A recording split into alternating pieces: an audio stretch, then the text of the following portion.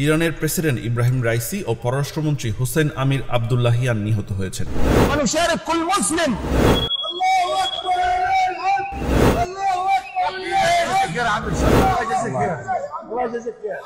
রাইসির মৃত্যুতে ইরানে রীতিমতো আতশবাজি ফাটিয়ে উৎসবে মেতেছে ইরানিরা। রাইসি মারা গেছে এটা নিয়ে কিছু মানুষ আনন্দ উল্লাস করেছে, আবার কিছু মানুষ দেখা যাচ্ছে তার প্রতি তার জন্য মাগফিরাতের দোয়া করেছে।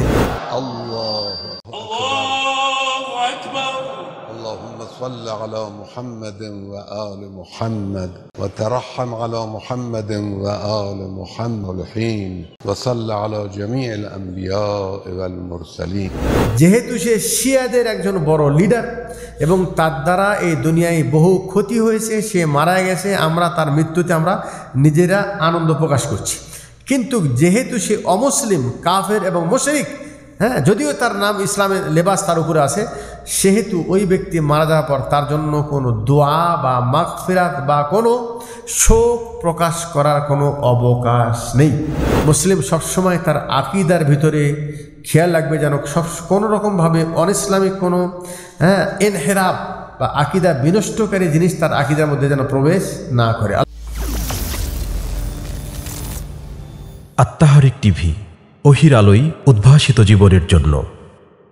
রাইসি মারা গেছে এটা নিয়ে কিছু মানুষ আনন্দ উল্লাস করেছে, আবার কিছু মানুষ দেখা যাচ্ছে তার প্রতি তার জন্য মাগফিরাতের দোয়া করেছে।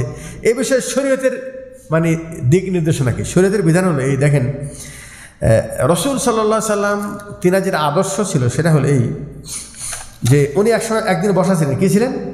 বসা ছিলেন। তো ওনার সামনে একজন ব্যক্তির জানাজা অতিক্রম করা হয়েছে। তো তিনি বলছেন মাররু বি জানাজা, একটা জানাজা অতিক্রম করা হয়েছে। তো তিনি জিজ্ঞেস করলেন লোকটা কেমন ছিল?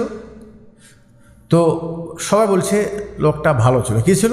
ভালো ছিল। ওসব বলছেন ওয়াজাবাত, ওয়াজিব হয়ে গেছে। কী হয়ে গেছে? ওয়াজিব হয়ে গেছে। এরপরে আর একজন ব্যক্তি ওনার সামনে অতিক্রম করা হয়েছে জানাজা। তো জিজ্ঞেস করছেন সে কেমন?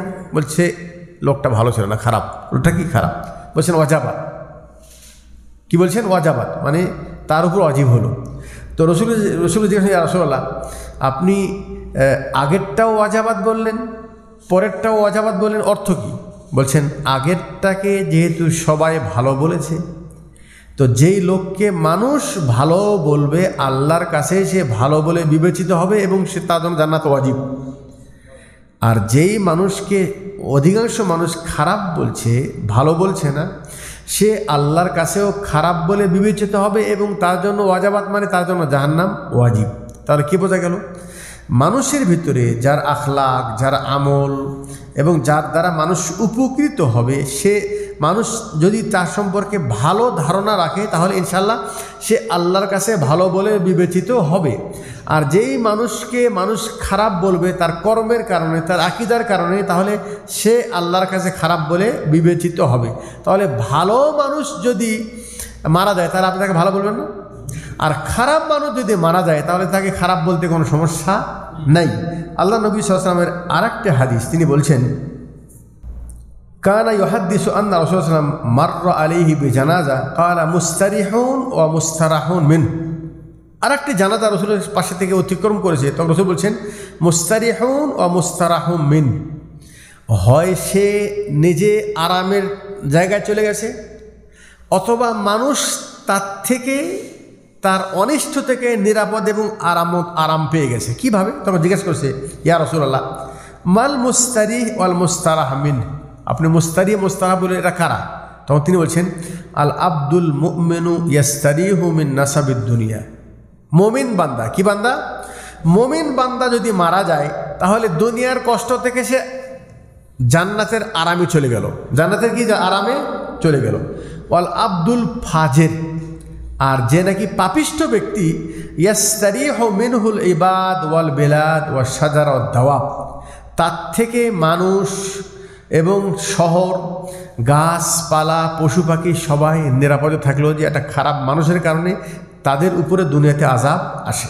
তাহলে ভালো দুনিয়াতেও ভালো, মৃত্যুর পরেও ভালো, খারাপ দুনিয়াতেও খারাপ, মৃত্যুর পরে খারাপ। তো একটা খারাপ মানুষ যদি মারা যায় তাহলে ও যেই খারাপ মানুষ থেকে মানুষ অতিষ্ঠ হয়েছে বা মানুষের আকীদার ক্ষতি হয়েছে, মানুষের আমলের ক্ষতি হয়েছে, তাহলে সেই মানুষ মারা গেলে মানুষ আল্লাহর শুকরিয়া আদায় করতে পারবে, খুশি অন্তরে খুশি অনুভব করতে পারবে যে আলহামদুলিল্লাহ এই লোকটা মারা গেছে, তার অনিষ্ট থেকে মানুষ এখন নিরাপদে থাকবে।